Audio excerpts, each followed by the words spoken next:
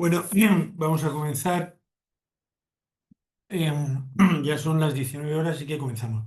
Mirar cómo dentro de la asignatura de tumores sólidos 2, hoy vamos a hacer una presentación de una patología que, que se llama tumores de la familia del sarcoma de Ewing. O sea, el nombre correcto al referirse al sarcoma de Ewing, tumor óseo, recordar de ayer, relativamente frecuente en la edad pediátrica. Em, Deberíais, cuando finalicemos la clase, tener los siguientes objetivos docentes que os muestro aquí. En primer lugar, vamos a adquirir algunos de los conocimientos de genética molecular que reconoce alguno de los tumores de la familia del sarcoma de Ewing. Luego, bajo el punto de vista clínico, podréis ver que podemos ascribir cuáles son las localizaciones primarias, las más frecuentes del sarcoma de Ewing o de la familia de los tumores del sarcoma de Ewing. Conoceremos la clínica, que como en muchos tumores sólidos es muy similar y sencilla, y luego nos buscaremos la manera de adecuar de manera genérica para que podáis conocer cómo se ha llegado al tratamiento actual de la enfermedad localizada del sarcoma de Ewing. Y por último, haremos alguna observación bajo el punto de vista de cuáles son los tratamientos, cuáles son las estrategias que se utilizan cuando el paciente, por desgracia, en un porcentaje nada desdeñable, recae, cuáles son sus alternativas y cuáles son los tratamientos que en este momento, como consecuencia de medicina de precisión o medicina eh, eh, dirigida, se pueden utilizar.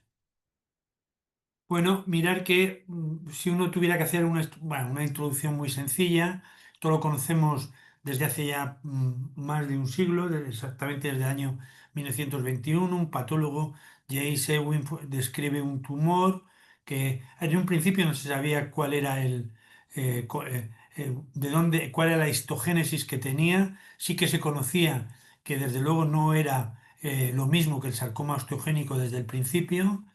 Ya desde el principio también, y a diferencia del sarcoma osteogénico, se pudieron establecer que más allá de la clínica, generalmente el sarcoma osteogénico, y vais a ver a lo largo de la clase, y sarcoma de Ewing tienen diferentes localizaciones y durante muchos años, hasta los años 60, 70, podríamos ver que aun siendo una enfermedad localizada en algunos casos y en algún hueso y en el que se podía hacer una cirugía radical, la supervivencia al cabo de 5 años era del 5 al 10%. Es decir, que aunque se erradicara el tumor primario, el enfermo, bien por enfermedad metastásica a distancia, termina falleciendo en la gran mayoría de los casos.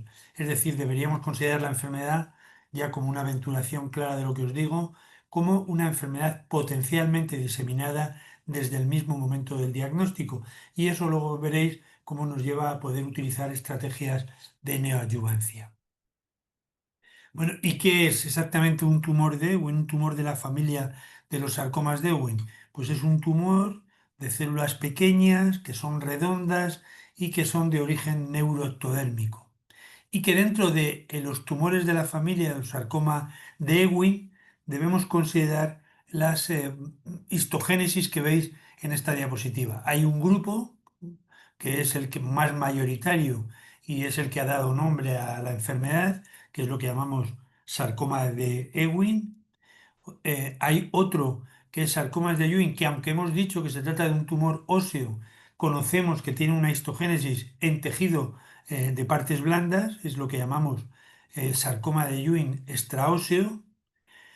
También conocemos que hay tumores del sarcoma de Ewing que afectan a la pared costal y en este tienen una nomenclatura diferente, hablando entonces de lo que llamamos tumores de Askin. Y existen también una más infrecuente, otra forma de presentarse un tumor de la familia de los sarcomas de Ewing, que es cuando es un tumor primitivo periférico, son los denominados neuroepiteliomas, que aunque son más infrecuentes, también debemos considerar. Si también y muy sencillo, si hacemos alguna serie de consideraciones, podremos saber que es el segundo tumor óseo más maligno en frecuencia, es el segundo tumor óseo maligno en frecuencia en la edad pediátrica, abarcando la primera y la segunda década de la vida, porque el otro que puede ocurrir es, como veis ahí, osteosarcoma. Tiene una peculiaridad y es que es raro en la raza negra.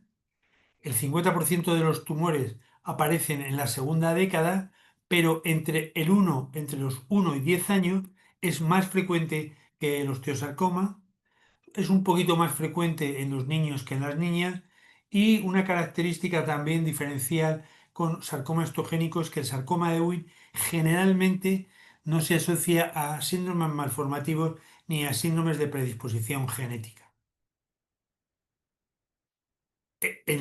Ya conocemos en este momento por qué se produce o qué es lo que ocurre en la gran mayoría de los tumores de la familia de los sarcomas de Ewing, y es que hay una translocación balanceada entre el cromosoma 11, la región 11q24, y el cromosoma 22, la región 12, 12q24. Y como consecuencia de esta lesión se va a producir un gen de fusión, el gen WSR1, FL1 de fusión, que es el que va a comenzar a desencadenar la enfermedad. El gen de fusión, la proteína de fusión, tiene una implicación más que evidente en el desarrollo de la enfermedad y, como os decía, es el gen EWSR1 FLI1. Probablemente este gen de fusión en el sarcoma de Ewing lo que hace es que produce una serie de activaciones de factores de transcripción aberrante, que son las que determinan que aparezca el crecimiento tumoral y que a partir de aquí se desencadene el sarcoma de Ewing. Mirar que sí que hay que decir, y lo vais a ver ahora, que la gran mayoría de los genes de fusión es la translocación balanceada 1122, pero también puede haber otra con otras regiones como veis aquí abajo, cuando lo que ocurre es la translocación 21-22 como consecuencia de un gen de fusión diferente.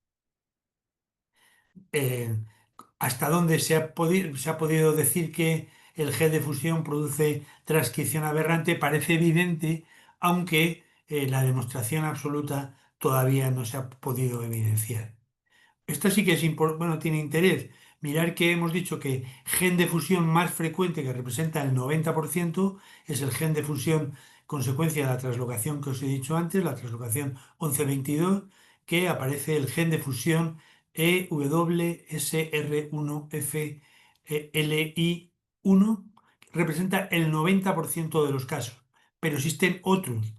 El siguiente gen de fusión que puede aparecer en la familia de los sarcomas de Ewing es el gen cuando afecta a la región ERF y aparecería el gen de fusión EWSR1 con ERG que representa el 4%.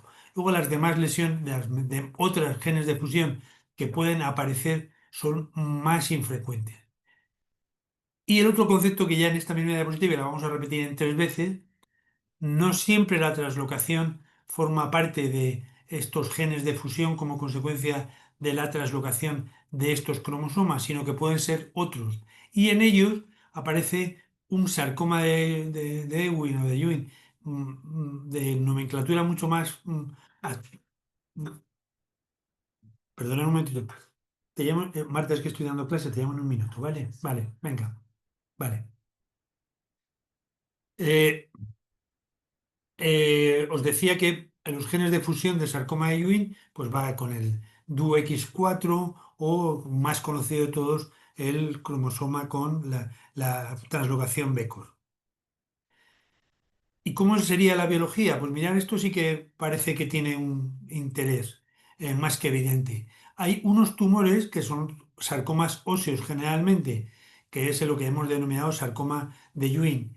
Hay otros que siendo sarcomas de Ewing no tienen las translocaciones típicas, sino que son lo que hemos dicho sarcomas de Ewing like, que los más importantes, aquellos que tienen el reordenamiento como consecuencia de C y C DUX4 o la translocación Becker. Pero es que además también, y dentro del contexto de otras fusiones de estos, nos aparecen otros sarcomas, no necesariamente todos ellos sarcomas óseos, sino algunos de ellos sarcoma de partes blandas que tienen una translocación conocida y que aparecen de una manera también conocida en la oncología pediátrica. Es, por ejemplo, el tumor epitelial, es el caso del condrosarcoma extraesquelético, es el liposarcoma misoide, bueno, y otras variedades. Es decir, uno diría que habría unos tumores óseos con una translocación conocida, con un gen de fusión en el 90%, que existen también otros tumores óseos, que son los que llamamos sarcomas de Ewing-Lake, que tienen unas translocaciones diferentes, las más conocidas, que aparecen en la pubertad o sujetos en los 20-25 años, con translocación en C y C de UX4 o translocaciones en BCOR, y que luego hay otros tumores de partes blandas que contienen algunas translocaciones relacionadas con los de la familia de los sarcomas de Ewing, entre que algunos pediátricos incluyen miopitelial, conosarcoma extraesquelético, etcétera, etcétera. Mirar que, siguiendo con la misma diapositiva, uno diría que hay cuatro sarcomas de Ewing-Like, muchos de ellos de presentación ósea, que son los que os he puesto aquí. Son sarcomas con reordenamiento C y C, sarcomas con reordenamiento BCOR, ellos probablemente con un curso clínico, una edad de presentación y una aproximación clínica diferente al sarcoma de Ewing. Sarcoma de Ewing que tenga un gen de fusión, uno de ellos del cromosoma 11, del gen EWSR1, y un gen que no pertenece a la familia de los ETS, y otros que son sarcomas de células redondas no clasificados. Bueno, eso os he contado, yo creo que habéis entendido de la parte de lo que es biología. Tenemos ahora una parte mucho más sencilla, que es cómo es digamos, la clínica de los tumores. Uno debería decir o podemos clasificar que los tumores son de dos tipos. Unos que son de localización axial, es decir, aparece en la cabeza, en la columna vertebral, aparece también en las costillas y en los huesos ilíacos. Y otros que son extremidades que lo podéis entender que habrá extremidad superior, brazo, antebrazo y dedo. Los lugares más frecuentes que podemos decir en el sarcoma de Ewing generalmente son los huesos largos, en la diáfisis que en la metáfisis. Luego vendría en la pelvis y luego vendría la pared torácica. Aunque la proporción huesos largos, pelvis torácica, no creáis que prácticamente es 55-45%. Bueno, mirar aquí, por ejemplo, en un protocolo de la Sociedad Española de Oncología Pediátrica ya muy antiguo, cómo son las localizaciones que tienen. Un 6% de los huesos son craneales, un 6% es la clavícula y la escápula, un 6% es el húmero, un 11% son las costillas, 5% vértebras, un 26% pelvis y sacro, y extremidades inferiores como fémur, tibia, peroné, astragalo, calcáneo un 2%. Como os decía, la suma de todos ellos, uno podría decir que el 55% son extremidades y el 55% es lo que ya hemos llamado localización axial. Y también os podemos decir que de todo el total hay un porcentaje que no está afectando a huesos, sino que está afectando a lo que hemos dicho, sarcoma de Ewing extraóseo, fundamentalmente pulmón, hueso o médula. ¿Cómo se presenta, cómo es la presentación clínica?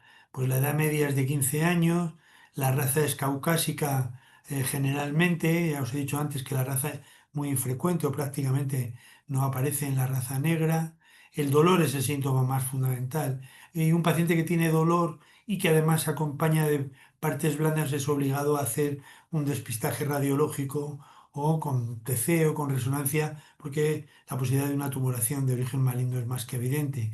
Pero también hay que recordar que los sarcomas de Ewing pueden tener síntomas constitucionales, fiebre, pérdida de peso, malestar.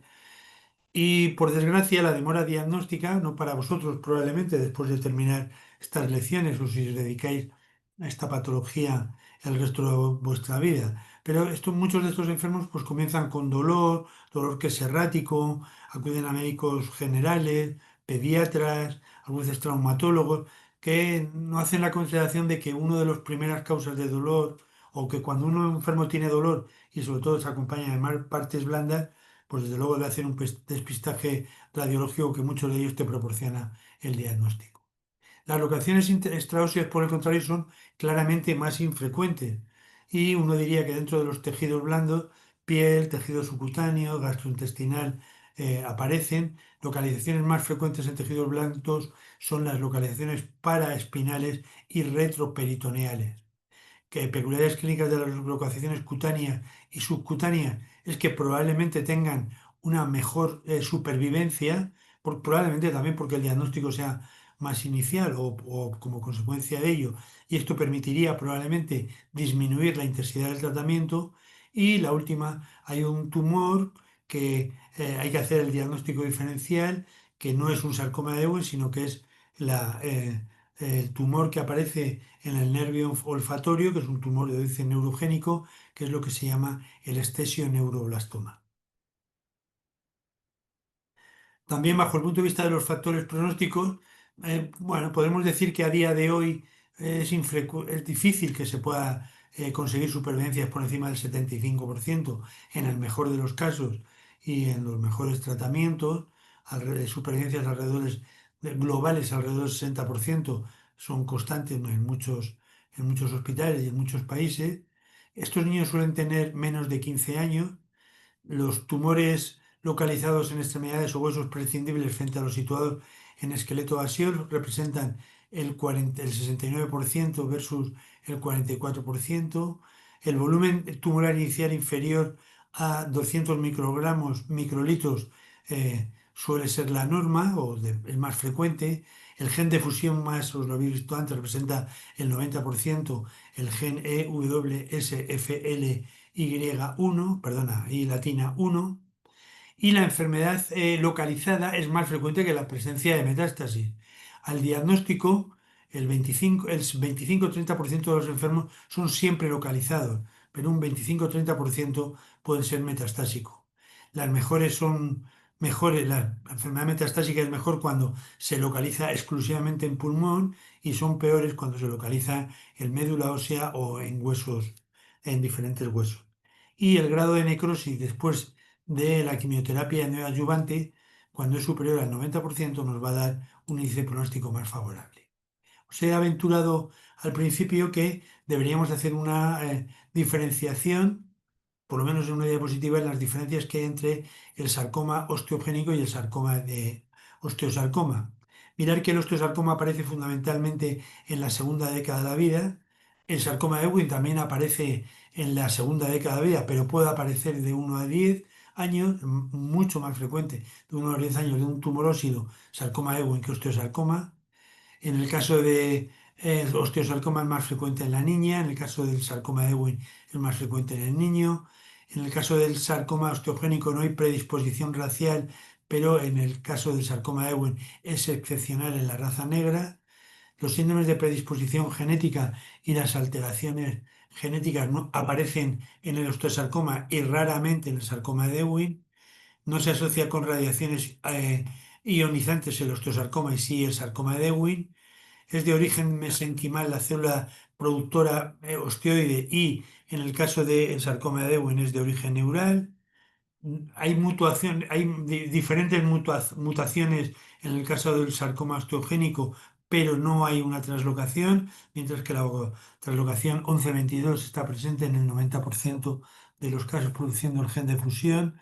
Y en ellos, en el caso del sarcoma osteogénico, es un tumor fundamentalmente de extremidades y muy raramente de localización axial, mientras que en el sarcoma de Ewing el 55% de los tumores son de extremidades y el 45% es axial. Y por último, en esta diapositiva, os he dicho también que el sarcoma de Ewing tiene una localización fundamentalmente en diáfisis de huesos largos, aunque también puede afectar a huesos planos también afectación extraósea, en el caso de huesos planos, ya os lo he dicho, pues ilíacos, costillas e incluso vértebras.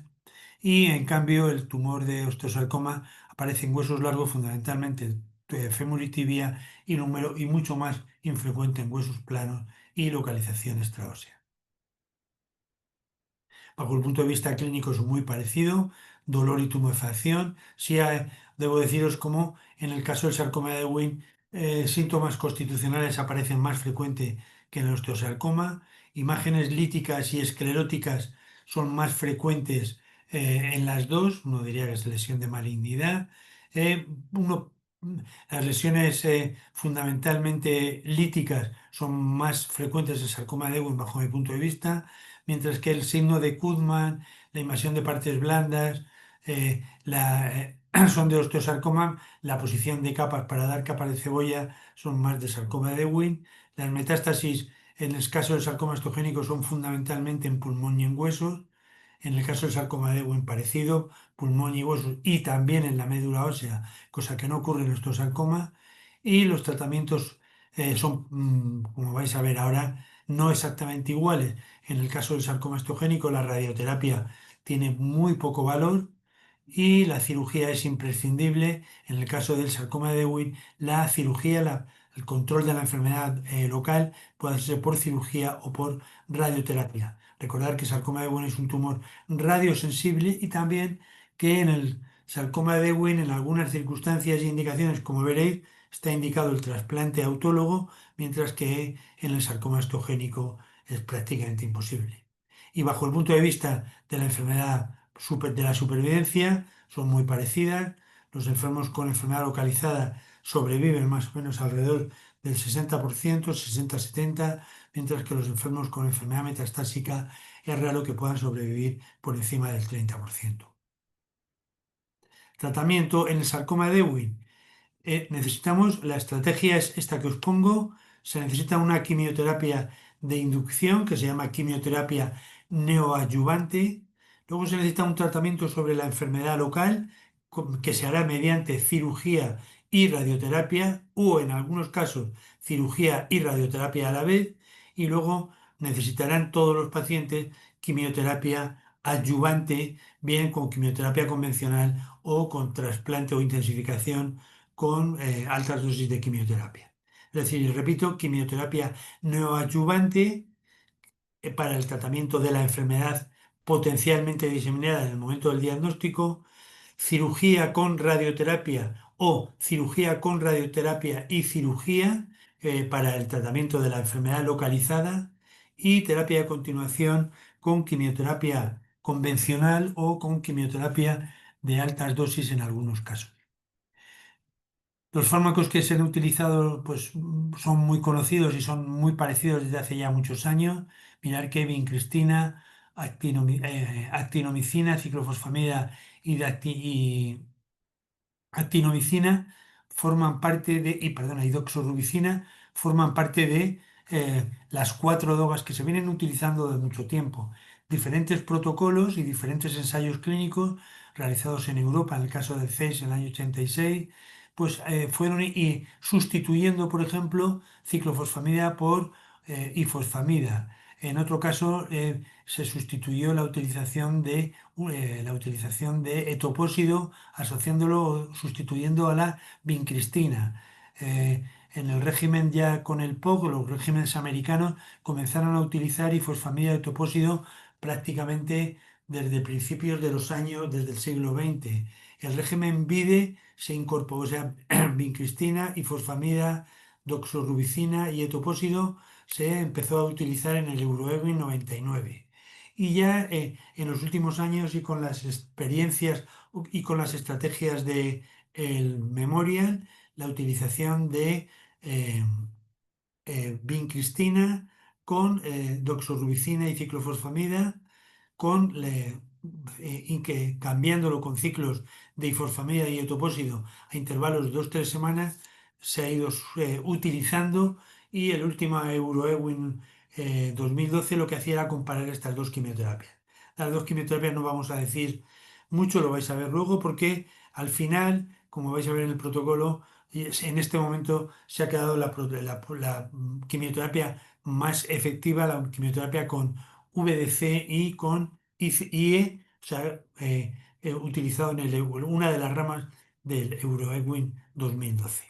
La cirugía, ¿cómo se puede hacer? La cirugía en algunos casos se puede hacer sola, en algunos casos se puede hacer cirugía con radioterapia. En el caso que la cirugía no haya sido posible y se hayan quedado restos o se haya quedado una situación de enfermedad eh, no erradicada con la quimioterapia neoadyuvante. Y en otros casos la cirugía es imposible. Ya os he dicho que es un tumor radiosensible que se puede utilizar la radioterapia.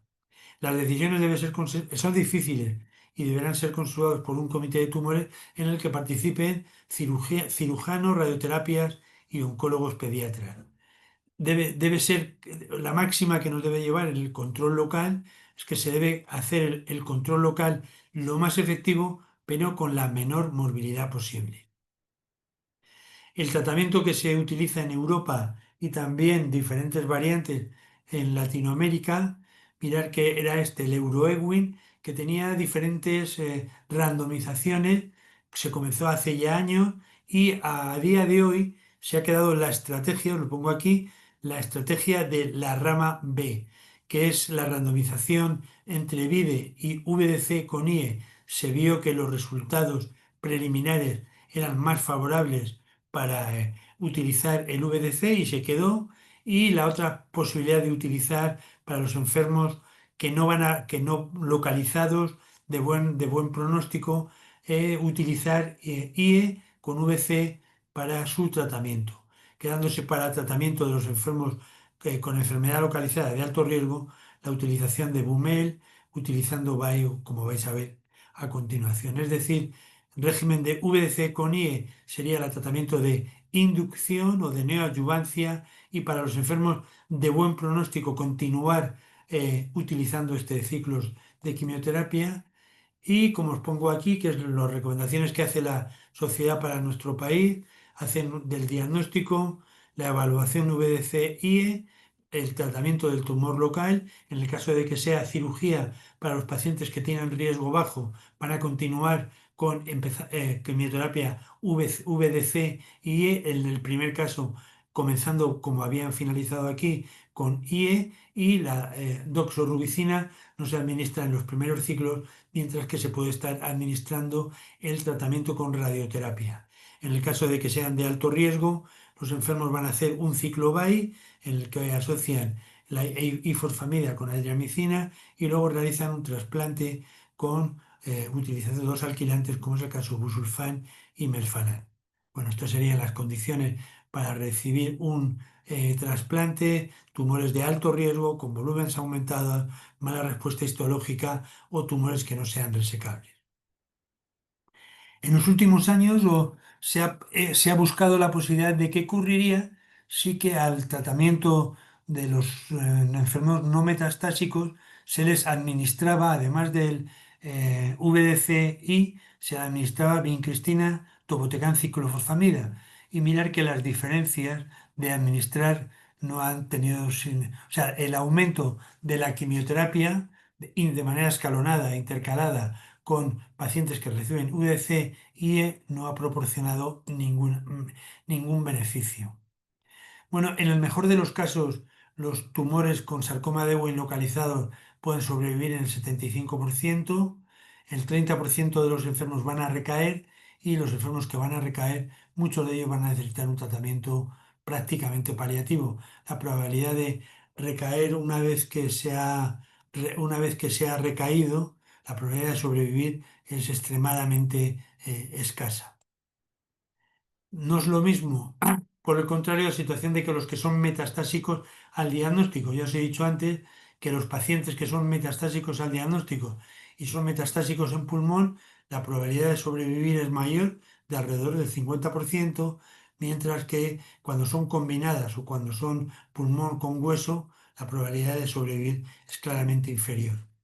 En resumen de lo que vamos hasta ahora, por ir aquilatando algunos conceptos que ya teníais que tener, estamos hablando que los tumores óseos en forma de sarcoma de la familia de los Ewing es un sarcoma agresivo que afecta al tejido óseo y que también puede afectar a partes blandas, recordar el sarcoma de Ewing extraóseo, que tiene un pico de incidencia de 15 años, aunque también os he dicho que puede aparecer entre el 1 y 10 años, que la localización, lo que hemos dicho de la familia de los tumores del sarcoma de Ewing, pueden ser sarcomas de Ewing, tumores neuroectodérmicos primitivos, tumores de Askin o tumores de Ewing atípicos, que en cerca de un 90-95% es una translocación 1122 que produce un gen híbrido conocido, que factores de mal pronóstico sería el tamaño tumoral, la enfermedad metastásica al diagnóstico y la mala respuesta a la quimioterapia neoadyuvante, que el 30% ya en el momento del diagnóstico tiene una presentación metastásica, que hemos mejorado algo en los últimos años en el tratamiento y que los enfermos localizados a día de hoy se curan en alrededor del 60-65% y que los enfermos que tienen metástasis pulmonares se curan en 25-30%. eh, que el tratamiento es quimioterapia neoadyuvante, es decir, por delante de la cirugía o la radioterapia, y que después del tratamiento local con cirugía más menos radioterapia o radioterapia sola, van a recibir nuevamente tratamiento quimioterapia, que en este caso se llama quimioterapia adyuvante o bien trasplante en algunas condiciones de alto riesgo.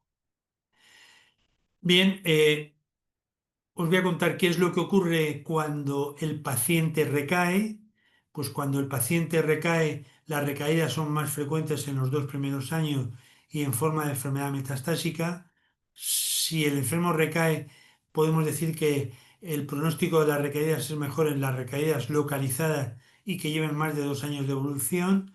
Y no hay un estudio terapéutico posible para decir cuál es la mejor situación, sino que os voy a dar yo algunas de las recomendaciones que hay o algunos de los ensayos clínicos que se han realizado. Hay un ensayo clínico académico que se llama RECUR, que es lo que se utiliza. Para ello se ha ido viendo que el enfermo que recaía debería volver otra vez al tratamiento de quimioterapia, mirar distintos autores, algunos de ellos de mi hospital, como es la doctora Carmen Hernández Márquez, utilizando irinotecan con temozolomida. Eh, bueno, podéis ver aquí que aunque los enfermos tenían respuesta, la gran mayoría de los pacientes no íbamos a conseguir la supervivencia de los mismos. Otro régimen que se ha utilizado es gencitabina docetaxel. Puedo decir lo mismo, que hay algunos enfermos que han respuesto, pero muchos de ellos se tratan de un tratamiento exclusivamente paliativo. Mirar cómo es la estructura del el protocolo RECUR o el ensayo clínico RECUR, en el cual se podía utilizar topotecan ciclofosfamida, irinotecan temozolomida, gencitabina docetaxel o altas dosis de ifosfamida. Se administraban unos 3-4 ciclos y se evaluaba. En el caso de que se evaluaba si el paciente podía tener una enfermedad localizada, se hacía tratamiento del tumor local y una vez que se hubiera hecho el tratamiento local o tumor local, se dejaba a juicio del observador cuál sería el tratamiento que se podría realizar. Bueno, sí que se ha visto que se ha conseguido que se pudiera llegar al tratamiento local y en este momento pues se ha ido viendo que algunas de estas situaciones, probablemente en este momento la utilización de altas dosis de difosfamida, 4 ciclos o carboplatino con etopósido o topotecan con ciclofosfamida han sido los que mejores resultados han dado en el contexto de esta situación. Es decir, no podremos decir nada más que deben incluirse en el protocolo RECUR y que la utilización de altas dosis de ifosfamida es una opción razonable.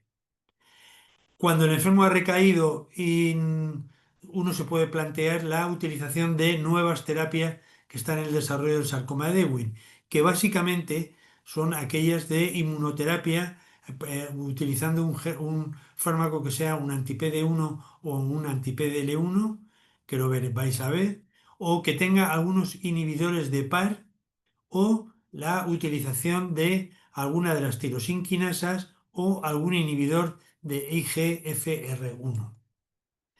Bueno, el caso de los sarcomas para los inhibidores de PAR se vio que bajo un punto de vista preclínico podía tener algún grado de respuesta, cuando lo que pasamos es a ensayos clínicos que se han utilizado diferentes inhibidores de par, el palbociclib, el avenaciclib o el riboclib, todos ellos unidos a temozolomida irinotecan o otras variantes de quimioterapia o everolimus en el SMART, los resultados todavía no han sido lo suficientemente favorables como para decir que esta es una solución.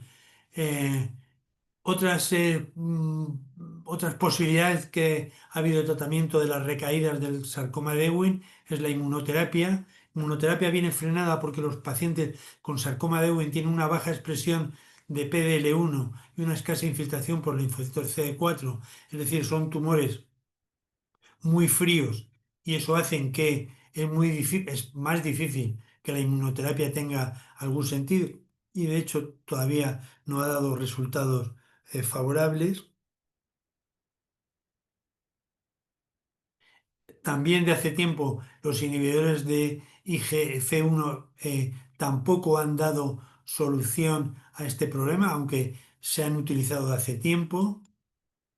Y lo que más parece que pudiera utilizarse son utilizar inhibidores de quinasas.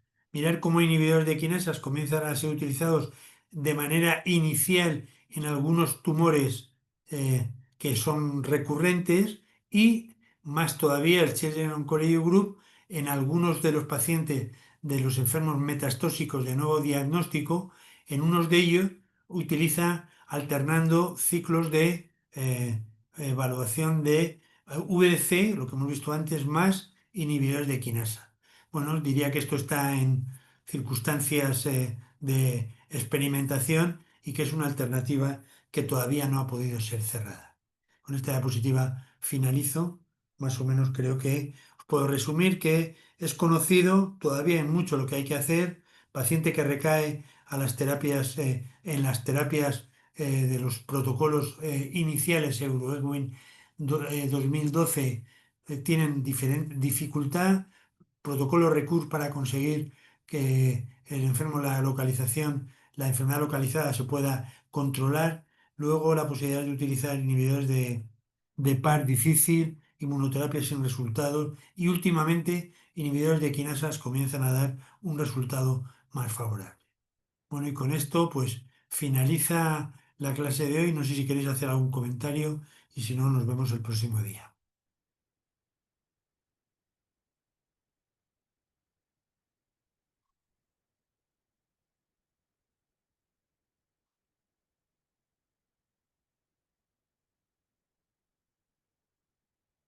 Bueno, si no queréis nada más, dejo de grabar y nos vemos el próximo día. Muchas gracias.